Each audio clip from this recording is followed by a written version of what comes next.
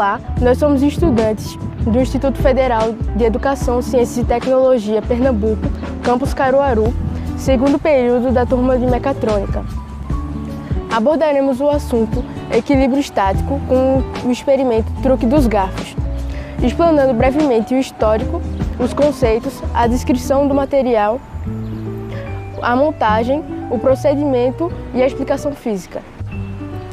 Há 2000 anos atrás, Aristóteles começou a estudar sobre o conceito dos movimentos.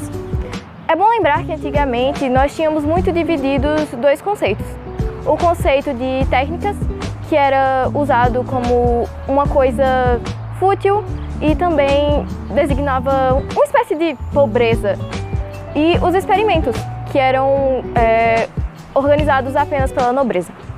Na época, as coisas eram somente consideradas uma verdade na teoria do senso comum, que é o conjunto de coisas que uma sociedade olha e pensa, tá certo.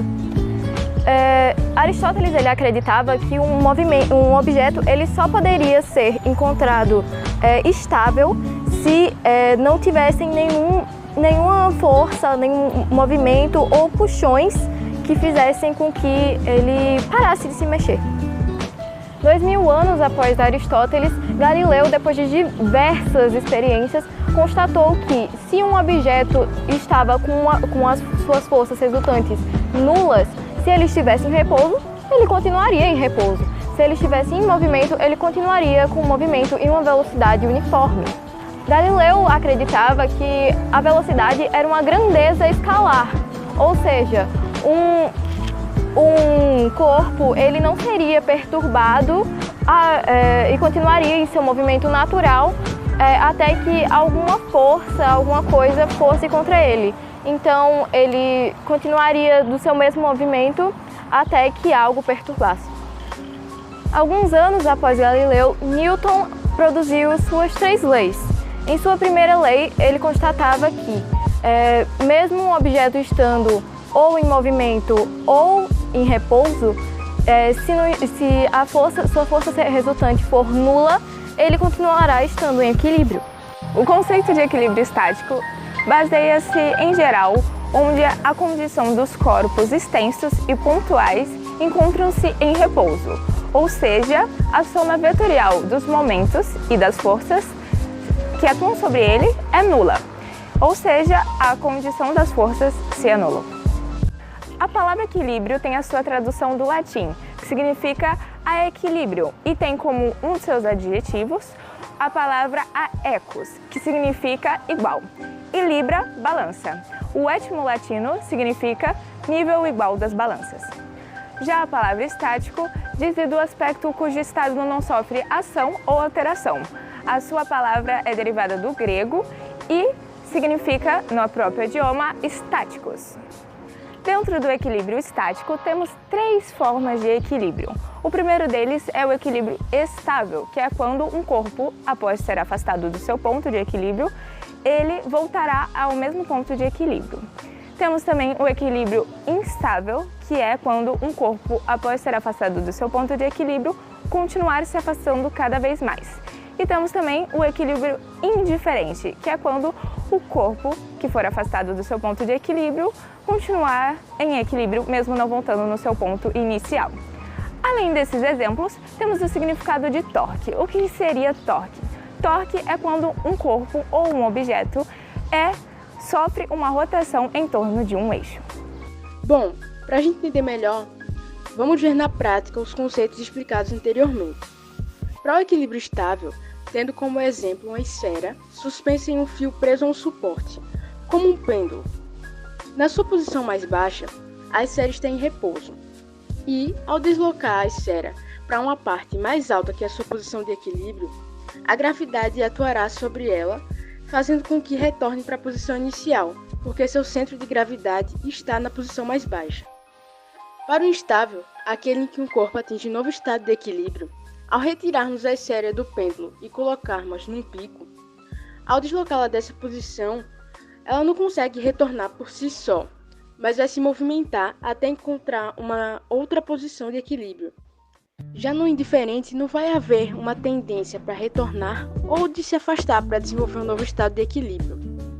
Ao pegarmos aquela mesma esfera e colocarmos ela sobre uma superfície plana, independente do movimento que fizermos, o objeto vai continuar em equilíbrio, pois o centro de gravidade não vai se alterar.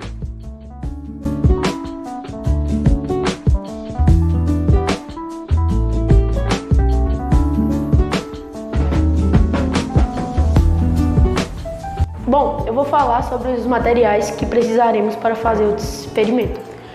Primeiramente, precisaremos de 2 garfos de tamanho e massa semelhante. Também utilizaremos uma silver tape e palito de dentes. Agora vamos dar continuidade fazendo o projeto. Para fazermos o experimento, vamos pegar os 2 garfos e colocar um de frente ao outro.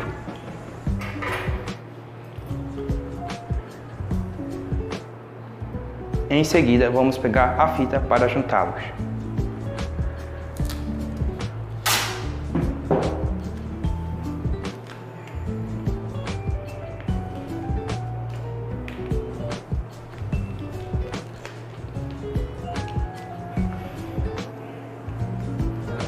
E para finalizar, vamos colocar o palito no meio.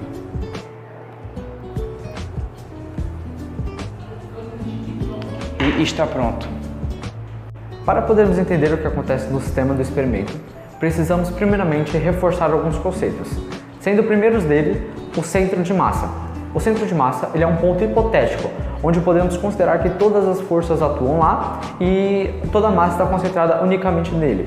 Lembrando, é um ponto hipotético, ou seja, é usado na resolução de exercícios. Para encontrarmos o centro de massa do sistema de garfos, precisamos primeiramente encontrar o centro de massa de cada garfo individualmente. E podemos fazer isso simplesmente equilibrando do dedo, onde encontraremos que o centro de massa está mais próximo da parte que pega a comida dos garfos. Bom, após isso, vamos considerar o sistema já unificado, que seria após passarmos a silver tape. Ele não terá mais 2 centros de massa distintos, um em cada garfo, e sim um único centro de massa. E para descobrirmos isso, precisamos analisar o sistema. Se considerarmos os 2 centros de massas de cada garfo, veremos que está um ao lado do outro, olhando a imagem de cima. Então, pegaremos justamente essa visão e colocaremos ela em um plano cartesiano, onde a primeira massa, o primeiro centro de massa, que vamos apelidar como M1, estará na coordenada 2 e o segundo centro de massa estará na coordenada 4. Lembrando do plano cartesiano no eixo x e y. E no eixo y, para ficar mais fácil os cálculos, estará na coordenada 1. Bom, como consiste esse cálculo? Para descobrirmos a coordenada x e y, fazemos uma média ponderada das massas, que consiste em multiplicar a massa do garfo, do centro de massa, que vamos considerar 65 gramas. Vamos multiplicar essa massa pela coordenada no eixo x de cada partícula, ficando 65 vezes 2, afinal a partícula se encontra na coordenada 2 e pesa 65 gramas, mais 65 vezes 4, justamente pelo mesmo motivo já explicado, dividido pela soma das massas, que será 130. Essa conta ficará 130 mais 260 dividido por 130, que resultará em 3, que é justamente no meio das duas coordenadas. Já na coordenada y, ficará 65 vezes 1 mais 65 vezes 1 dividido por 130, que resultará em 1. Podemos concluir então que o centro de massa está fora do objeto e, ao colocarmos um palito, criamos um local que é aplicável uma força para tornar o sistema em equilíbrio, que é justamente o que acontece nesse experimento. O segundo conceito seria o centro de gravidade. O centro de gravidade é o local onde a resultante da força-peso está atuando. E o equilíbrio ele é alcançado quando a força resultante e o torque ele é igual a zero. Nesse sistema, para a gente conseguir fazer isso, precisamos aplicar uma força no centro de gravidade, que seria, nesse caso, contraintuitivo, na ponta do palito. Um exemplo prático do enunciado que Galileu desenvolveu sobre repouso seria: ao termos uma caixa e ao aplicarmos força sobre ela, neste caso, F1 seria a força normal e F2 a força peso.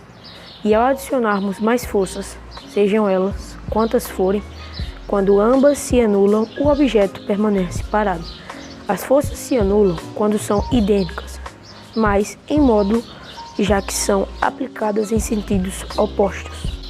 Já Newton pega um enunciado de Galileu e desenvolve a lei da inércia, que implica se a força resultante é nula, o objeto se mantém no mesmo estado, seja ele de repouso, como esta caixa, ou em movimento retilíneo uniforme, como esse skate, onde a velocidade é constante. Sua fórmula é espaço dividido pelo tempo. Conseguimos concluir nesse trabalho que, na verdade, o centro de massa não está nos objetos, ou seja, no garfo, mesmo que eles tenham a maior massa. Esse centro de massa está fora do objeto, então a gente usa um palito para poder equilibrar.